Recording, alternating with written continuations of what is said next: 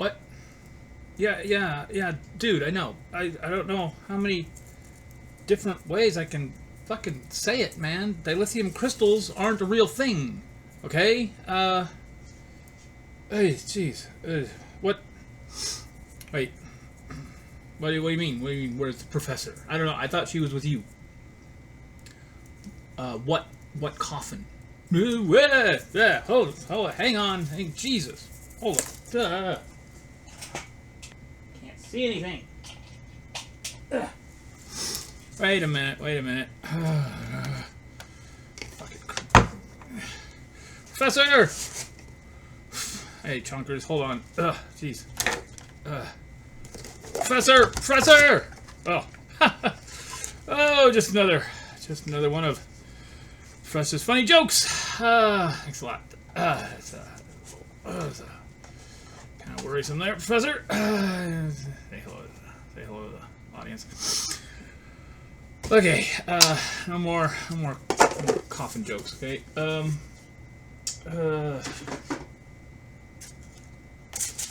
Hey, Chonkers. Okay. Oh, hey, man, maybe we can have a little round table discussion, eh? Whoa. Hitting the sauce again, Chonkers. I think I may have forgotten last time to introduce myself. I'm Jack. I happen to be the living god Amun Ra. Don't let it throw you. Mostly a title. Mostly. Captain Chonkers here. Professor West. You'll know her eventually from the no doubt famous Crater Bay adventures. I usually want to only put things on the internet that I can't find. But little discussion about the pyramids, and I don't care how the pyramids were built. It has not really been a thing in my head for most of my life. Some write-up about Sherman's March to the Sea, and in it they had to, going through a swamp, the army had to build a mile of pontoon bridge a day to get through the swamp, and Sherman apparently famously noted that after seeing that, he no longer doubted how the pyramids were built. I no longer wondered how they were built. He said you get enough men, you get enough ropes, and you can do anything. Okay, so that's cool. It just never really impressed me as that much of an enigma, and especially once it started getting little notes about the cultural racism involved with it, that it really did seem to be a nasty pondering of like, well, how did these brown people build something so magnificent? It's a pile of rocks. It's a pile of rocks. I mean, we can give them credit for building a stacking rocks, right? Jesus Christ. And it's a nice stack of rocks. I guess. I'm not a real rock stacking expert, but it seems like a nice stack of rocks. Started dating this girl a few years back, and she was fairly nice to my goofiness, and so she thought, well, because at the time I was watching a lot of weird internet videos about how the pyramids were built. I was looking mostly for higher levels of ancient technology than we're supposed to be there. Not looking for laser cutters. Not looking for sorry, Professor. Not looking for really weird shit. But shit was on in the background a lot. So out of just politeness, she Googled, okay, and her thing was like, okay, so number one, she wanted to know, well, okay, so why didn't they use cement? Because, or concrete.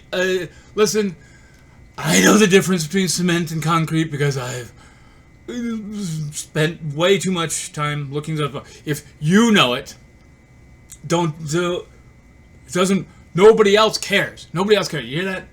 That sound? It's the sound of nobody else giving a shit about the difference between concrete and cement. Whatever. It's horrid.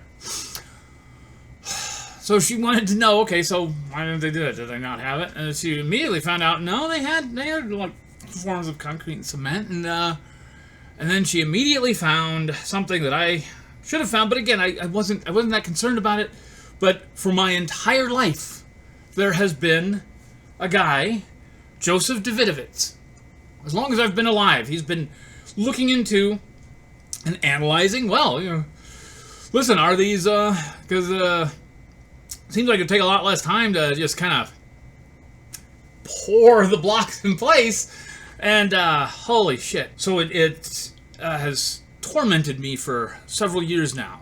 Been trying to tell this to other people, and I'm not the person to tell it. There's several really good channels online. I'll put links down. There's Paul Cook, and he's just kind of been pursuing a lot of it. He really digs into and tries to kind of deal with different formulations of well, they're called geopolymers. That's thanks to Mr. Davidovitz.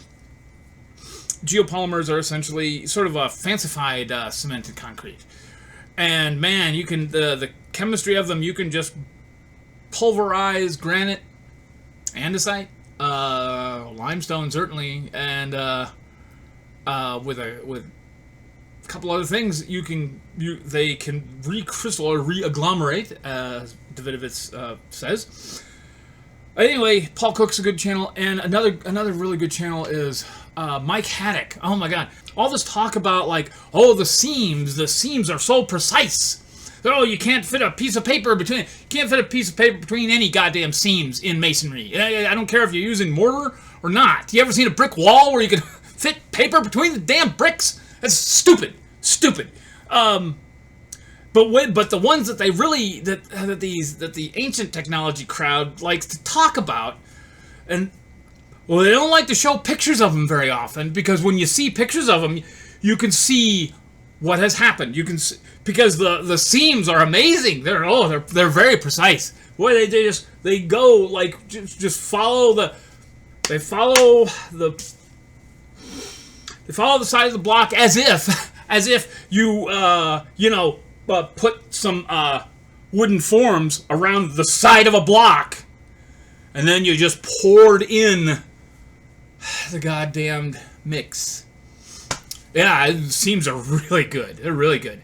And Mike Haduck, I thought of all the people that walk by the pyramids every day. How many millions of people in a year are walking by and looking at those goddamn seams? No construction workers, no concrete layers, no masons looking at them to say, so looks like the job I was just on last week. Obviously poured in place. And I wanted to surely there must be concrete. And Mike Haduck is a working class guy, and his brother, God, I love him so much. They stand there and say, yeah. No, they say they don't use mortar, but look, you can see right there. There's the mortar. Here's how they did. And man, they just they point out the junky parts of the pyramid, the Great Pyramids, and you can see them all the time. You can see there's no lack of the evidence, right? There's entire chunks of them that have fallen away, and inside are the sloppiest garbage blocks you've ever seen. They're not very well carved, and I've really had to I went really nutty for a while about pouring everything in place, because I made all of this crap. See all this crap? See it behind me? Whoa, you see this? Yeah, trying to make a scale drawing of the pyramid, how to put all the blocks together. That's not even 1/20th of it. That's tiny. See all this crap? Yeah. Oh, yeah. Can you tell what it is? No one can tell what it is. No one cares. No one gives a shit. And they shouldn't. I even tried to make a. I was gonna make a card game called the Pyramid Scheme. A stupid card game to try to teach people how you would make the pyramid start. And the whole thing was based on pouring every block Well, they're not all poured as this this piece of the information. It's easy to drive you nuts. I call it Von Daniken's woe, right? Finding a piece of the puzzle and having it drive you fucking crazy. Von Daniken can only see spacemen. Because he has, I think he genuinely did find some interesting pieces of the puzzle. We're noting that there's a higher level of ancient technology than there should be in certain places, and it doesn't take spacemen. The problem with the spacemen talk is, man, I combed through the Bible with my dad looking for spaceships and looking for at first is, you know, the idea was like, okay, well, aliens, eh? Let's have it. But these gods, they speak in the language of the people they're talking to. They mate with their women, and in the end, what they want is precious metals, jewels, livestock. These ain't aliens, man. They're not, you know, when people talk to them, they're not starfish. They're not crystalline beings flashing color through their skulls. No, they're people. And if they're mating with the sons of God, knew the daughters of men, and they had children. Okay. We're going to talk about the... You know, actually, let's talk about the Ark of the Covenant. Okay, the Ark of the Covenant is a fucking radio. It's a radio, okay? It's a box. It's a box inlaid and outlaid with metal. What does that mean? It means covered on the inside, covered on the outside with metal. What metal? Gold! Ugh, it doesn't corrode, and it's really good fucking conductor, right? Okay, so you sandwich an insulator, wood. It's a wooden box! Sandwiched between metal! Okay, cool. What does that do? Well, that turns out to be a really good capacitor. Turns out to really be really good at pulling in and holding charge. Okay, and then you gotta carry it in a special way. You gotta carry it with wooden poles and rings in it so that you don't touch it. Right? Very careful instructions. And what does it do? It allowed old Mose and friends to talk very directly to God. Nothing metaphorical. I've heard all this bullshit about, like, they maybe it produced electricity and they touched it and hallucinated and imagine they were talking to God. Have you seen the quotes? It's conversations back and forth. It's a radio. It's a box that conducts electricity that you can hear voices out of. If you can't figure out that's a fucking radio, then man, you know, maybe there's a reason everybody voted for fucking Trump. If you can't figure that shit out, then you're gonna be really confused by CNN. So I don't. Von Daniken's woe. Oh yes, I went crazy. Imagine if you will, me going a little bit crazy. How obsessed? I had them build me a pyramid for my coronation. I am the living god, Amun-Ra. What? No, I don't have a permit. So I did this whole smear about blocks on blocks on blocks on blocks. I think Mike Haduck really helped out, showing that the junk work involved, and he was describing, you take the really good blocks, you pile those all up, because I was doing it from the inside out, and he says, no, you square it all off, you put your really good blocks up, and make them all look nice, you fill it in with all junk. It's stupid of me to want to show this to you.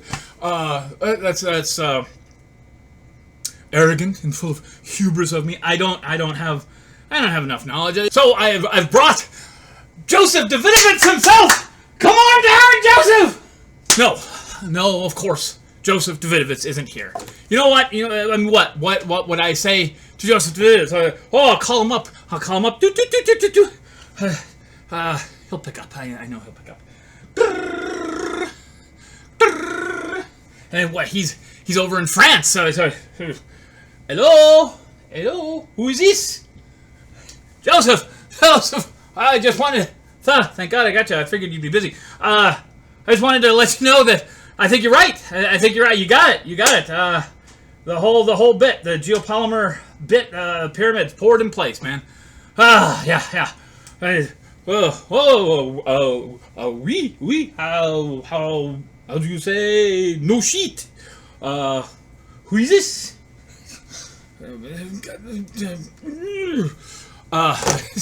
Really is probably quite busy.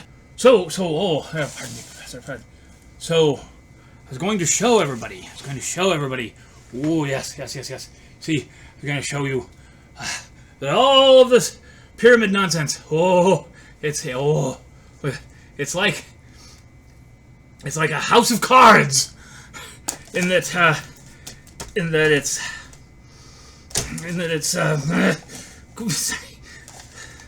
apparently what I mean by that is that it's quite stable and not able. You know what? Joseph isn't the only one at the Geopolymer Institute. There's several Davidovitses. I've read the papers, I've read part of the papers.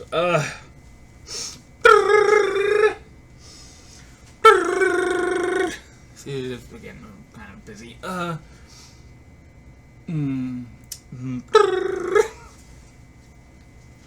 Hello, who is this?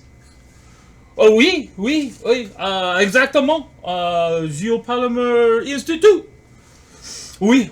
I heard you on the phone with Joseph. We all heard you, yeah. Oui, Joseph is very busy. I am busy as well, no? Who is this?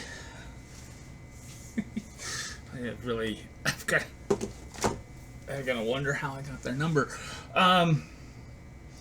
There must have been some fucking reason I was talking about this. Because it's not that I don't want to talk about it. It's that I don't have to talk about it. You are a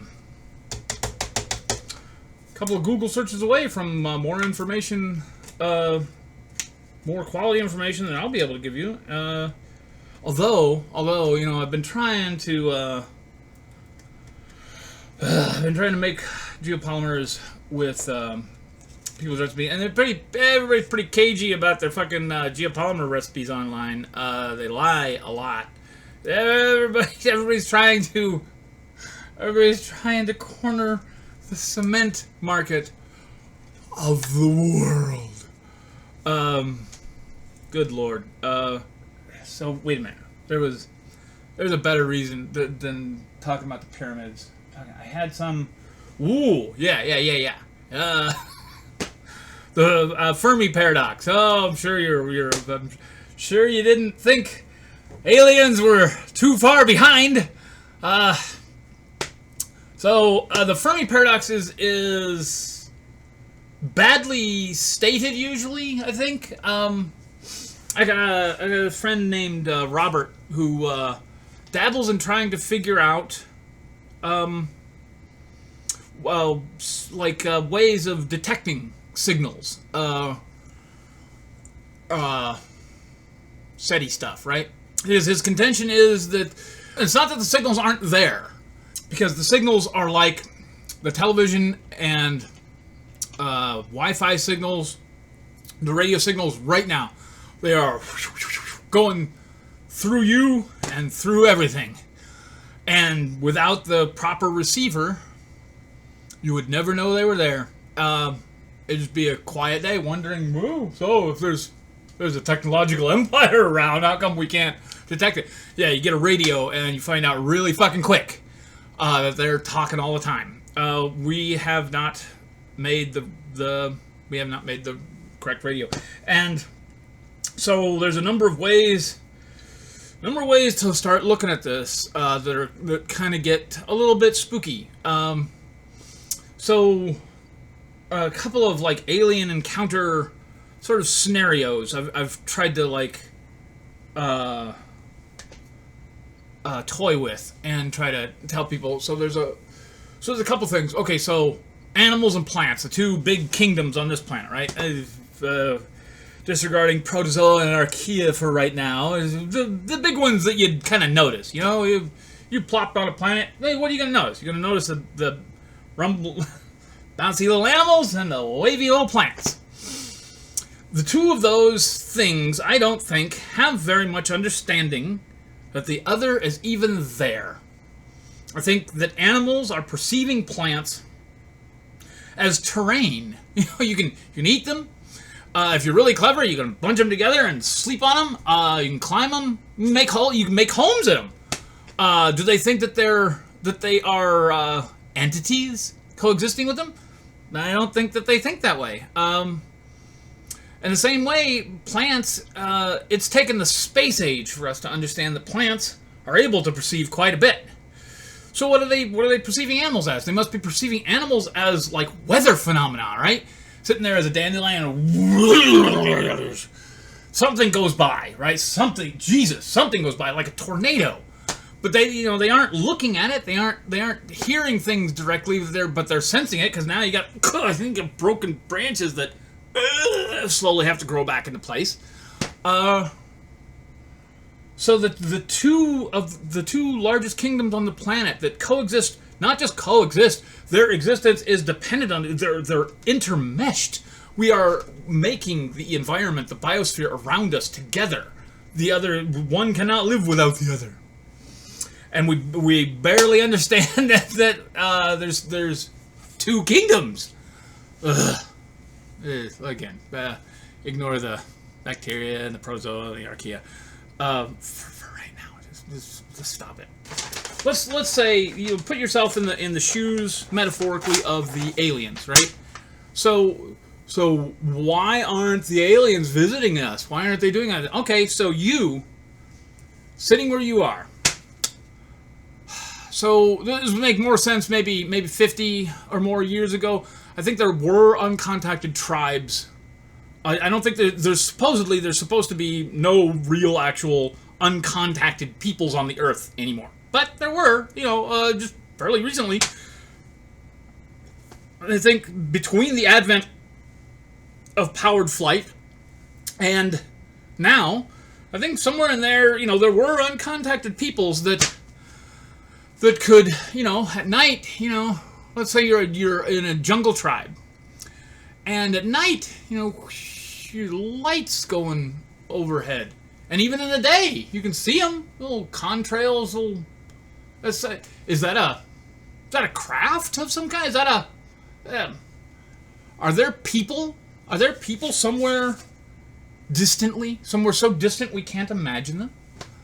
Now let's say, you being a awesome, well-informed person, that there's a tribe out there. Let's say they've been contacted a little bit, and you know that they're there, across the globe, in a jungle somewhere. Now, near the tribe, there's an area, a land devastated by the most successful group of termite colonies on the Earth. They're impressive. The most ancient queen among them is as old as you are, born the same day you were, has lived on this Earth as long as you. Her empire, her mighty termite mounds, 40 feet high, and they can get that high. By the way, I'm not just bullshit. They're impressive. They're skyscrapers, and they're really impressive because on the inside, they have like heat exchanger fins that they make that they. Man, it is hot as a witch's tit out here. What? No, I don't have a permit. I got interrupted. Where was I? So something about termite breath control or something. Termites. Yeah. Okay, so yes. Next to the jungle tribe nearby on a desolated plain. Most successful termite empire. And to envision it, a little picture. Imagine, if you will. Again, there's you, 40 foot tall, and in the distance you can see the offshoot mounds. Oh, here, we can put that. Maybe we can put that here. Ooh, there. The offshoot mounds of the colony offshoots, or what do they call them? Referred to as budding. I think a colony buds, because they send out their flights of reproductives, and sometimes they don't send them out alone. Sometimes they send them out with. I think termites are good about sending out entire retinues of workers and so really start off a colony proper, and so you get this network of spires going off in the distance, and they are devastating to the landscape.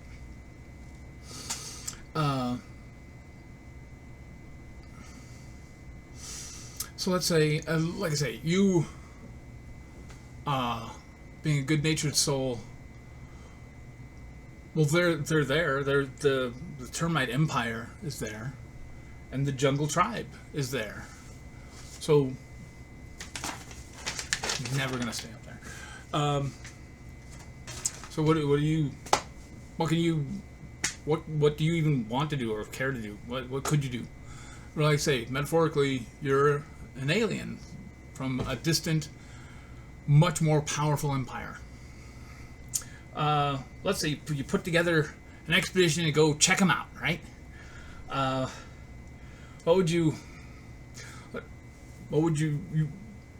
can you say anything to the termite queen? Can you communicate with her? You'd have more luck certainly with the jungle tribe, but just barely, right? I mean, with the jungle tribe, you'd want to go there with a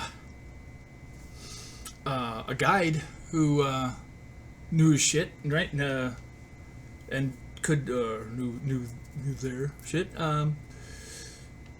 Could take you there. Had been there, had gained their trust, right? Knows the language, knows the customs, and you get there and introduce you to the shaman, and the guide lets you know that the shaman wants he wants me to let you know that they're not going to eat us. It sounds funny, but that's why I brought the guns. He also he has a question for you.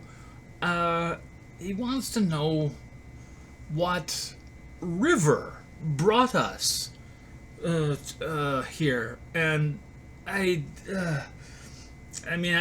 know I don't have the words. I don't know if I have the concepts to okay, again, what are you gonna do? Are you gonna bring the shaman? Are you gonna bring him to live with you? You're gonna leave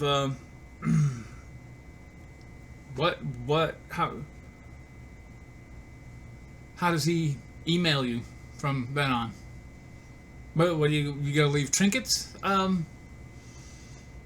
There's not much you can do. That's and another way to think of the termites. I can't stop thinking about the termites and the ants. Slightly different reasons. Same reasons. But the termites. Let's say another way to think of possible alien encounters, right? So there's the termite mound, the biggest. Say it's the biggest in the world, 40 feet tall, And in the distance, in the far distance, there's a little dust cloud getting bigger and bigger and bigger. And it's a Jeep. It's a Jeep with a couple of people in it.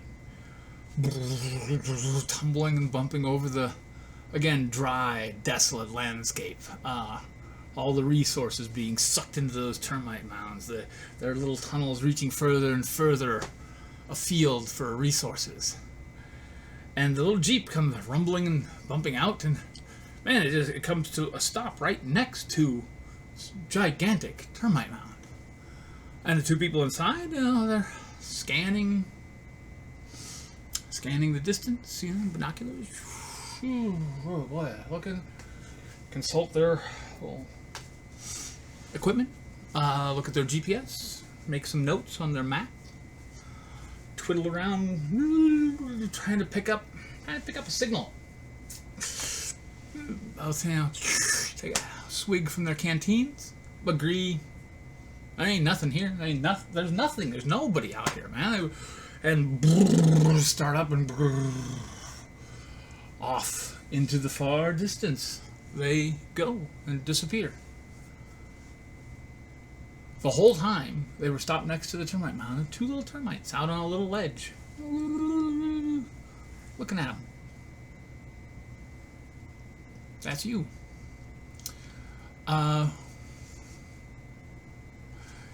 It may not be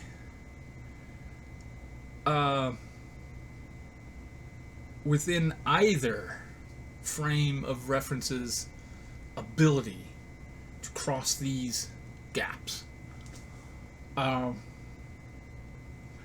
claim with modern humans and their attempts at communicating with animals is that we can't really do it.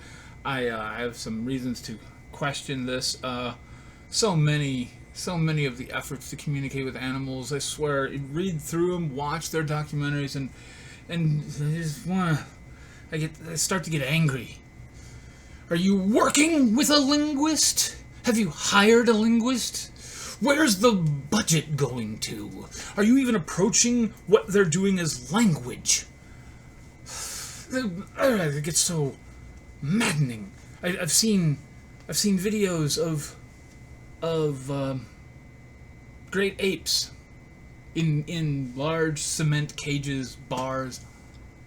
One of them, way up in a corner, and he takes a blanket, up in the corner, and ties one side, takes the other end, ties it on, and then climbs into it as a hammock. And no, he climbs out, undoes the knot, reties the knot, and then climbs. Much better. You can't talk with that guy. You can't. That's not possible, is it? No.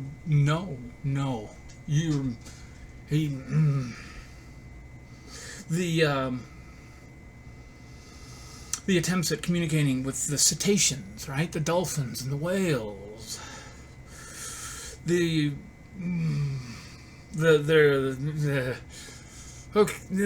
so goddamn smart. The orcas, right? Which are starting to become problematic in the Straits of Gibraltar. Take a look at their brains. The orcas and the sperm whales, largest brains on the planet. Flat out, period. Largest brains. You want to go by body mass? You want to go by sheer size? Whatever. Largest brains. Orca brains look like some sort of triple-lobed fractal cauliflower mushroom. They're hunters. People are collecting their signals and their songs. They do talk about lexical. What is it? What are they called? Lexical identifiers. So a lexicon being like a dictionary, and an identifier. So they have these signals with more famously, I think, with the dolphins, but orca are another kind of. They're just another kind of dolphin, bigger, badass, more vicious form of dolphin. And they have names. These lexical identifiers, they're names. They have very, very precise and specific names for every fucking dolphin that the other dolphins are using to call for them and to talk to them. The orcas, when they hunt, and people follow them, they move in 3 dimensions. They call to each other as they're hunting. I hope AI is being assigned the task of working with cataloging and interpreting these signals, because the fucking humans don't seem to be up to the task, and I don't know how that is. I don't know how observing a pod of these monster hunters swimming around each other and towards a goal. They're calling to each other constantly. Are you matching when they do stuff? Again, have you hired a linguist? There must be times when there's a bunch of them and they need to go to the left and they call to each other and they go to the left. They go to the right. They have to be doing this constantly because they're hunting in 3 dimensions. I don't know how we're not talking to them. There's the right now I'm a few miles away from the most famous primate communication research facility on the planet, as far as I know, and I only found out about that accidentally maybe not even a year ago. And they work with bonobos because they're a lot smarter than chimpanzees. Chimpanzees and bonobos are often referred to as being very similar. The bonobos are just embarrassing because they fuck all the time, and the chimpanzees are unworkable because they're so aggressive. And aside from that, these are our two most recent common ancestors for humans, and they're nearly to us. They're the least amount of differences between. And I talk about them like they're the same thing. Look at videos of them; they're not the same thing. The goddamn chimps are primitive, and the bonobos are shocking. The dexterity in their fingers is greater. The expression in their faces is greater. Their intelligence is just miles ahead of the chimps. Anyway, most famous ones that they work with at this Primate Language Institute.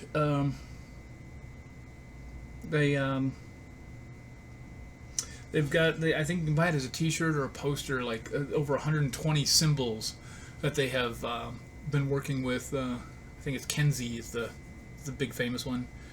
I don't know if his sister passed away. Sorry. Anyway, 120 different symbols. Now, if you've managed to teach this bonobo 120 different symbols to communicate with,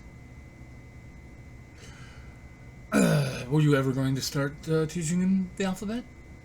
Because he can understand 120 different symbols, and he can communicate. And watching him communicate in American Sign Language, because that's what they use to teach him, instead of some made-up bullshit like what was it, Coco, the fake signing gorilla. He's talking in sentence structures. Okay. I do not know. I've seen him drive. I've seen him light fires out camping with his human teachers, and when have you shown him how to type? He should have been. I don't even know what I'm talking about anymore. Aliens, right?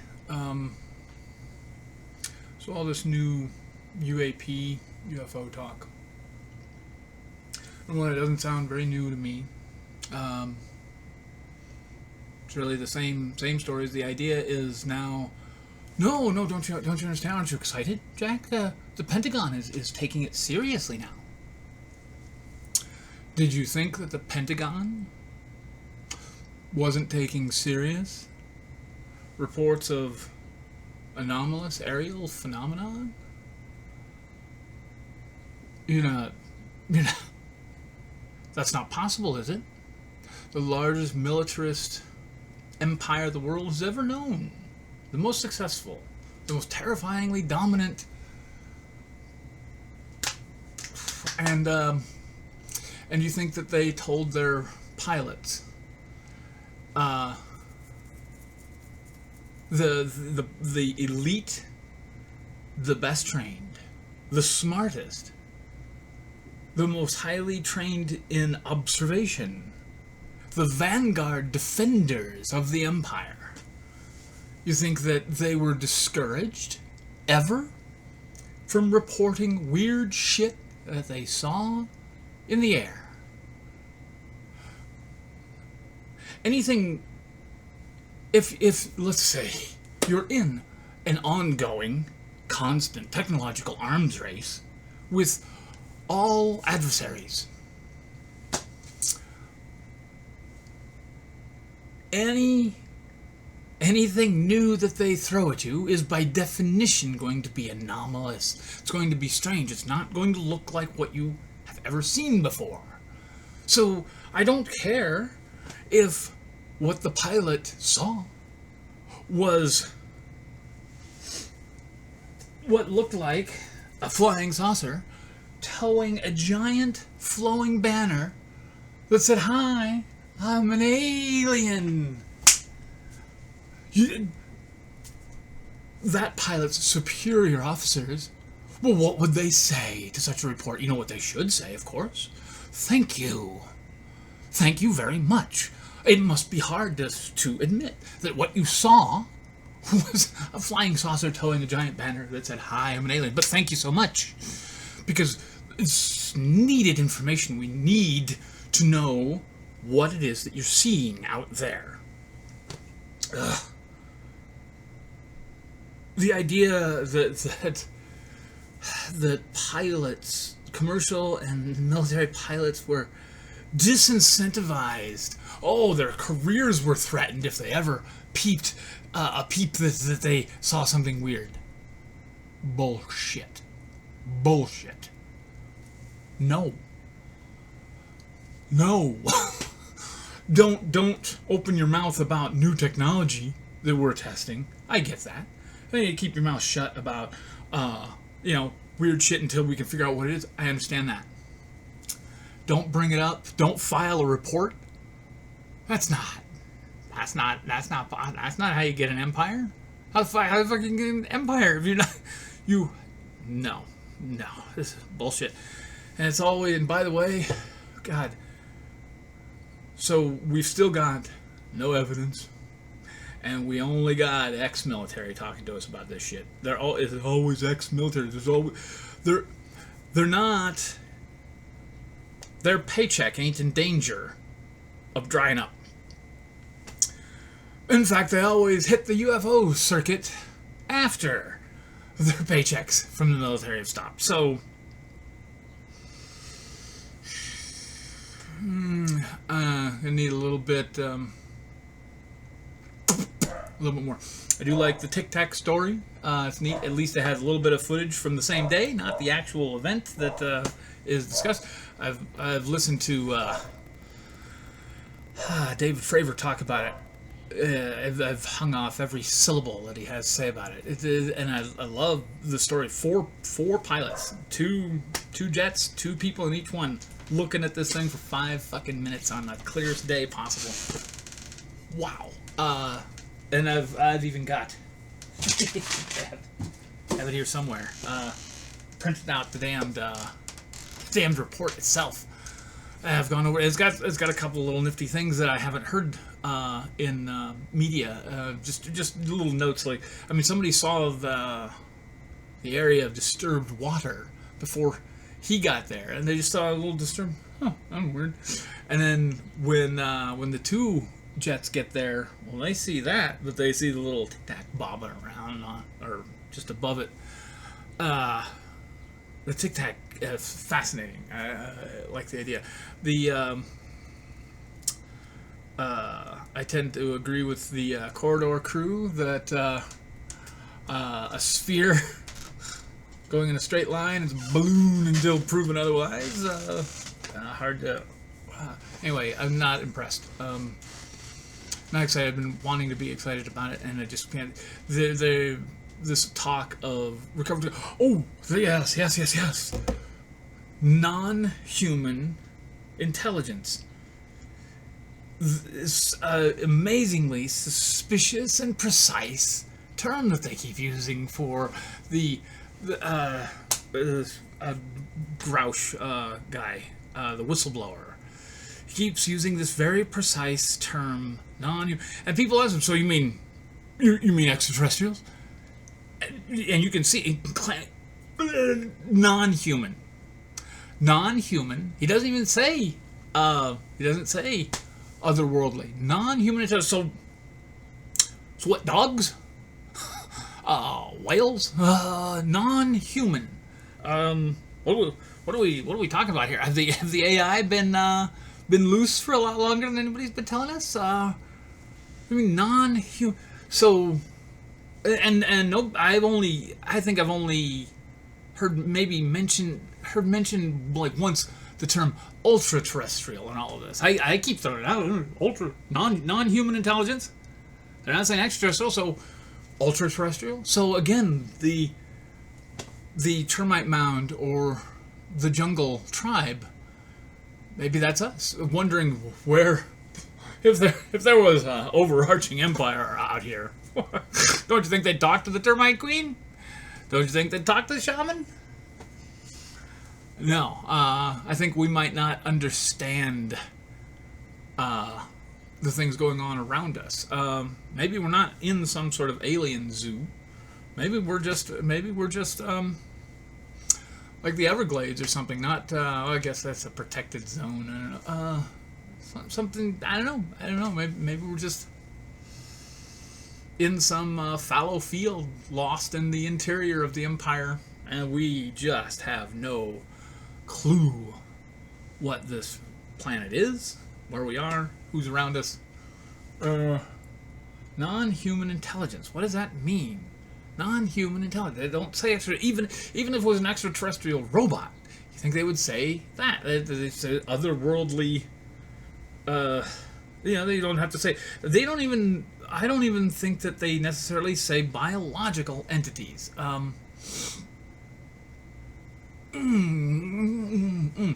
Tantalizing. What the? And suspiciously tantalizing. Yeah, I'm tantalized by it, but I'm a fucking member of the Nut Squad. Banner carrying.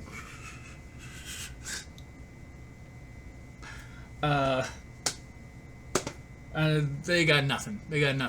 And until they trot out something, they got nothing. Pixar, it didn't happen, motherfucker. Alien ships or get the fuck out. What? I'm not going to take the word of people I know to be liars. Okay, that's my government, that's my military, they are known liars. I'm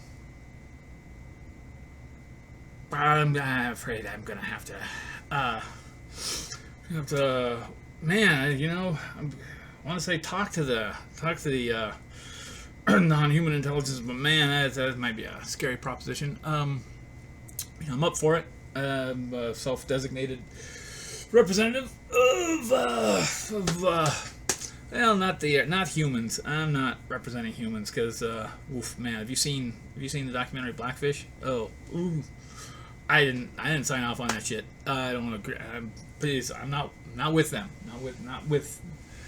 No. I don't know. As a I